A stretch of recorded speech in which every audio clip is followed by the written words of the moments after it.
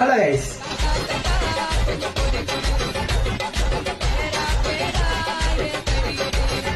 எல்லாருமே காலையில எந்திரிக்கும் போது நல்ல வார்த்தை கேட்டுதான் எந்திரிப்போம். வீட்டுல எல்லா வீட்லயும் என்ன செல்லம், ராசா, தங்கம், டைம் ஆயிடுச்சுடா, காலேஜ் போறோம்டா, எந்திரா அப்படின்னு நான் சொல்லுவாங்க. நடந்து நம்ம காலைல காலேஜ்ல போவோமா, காலேஜுக்குள்ள கூட போக மாட்டோம், வாசல்லே புடிச்சிருவாங்க.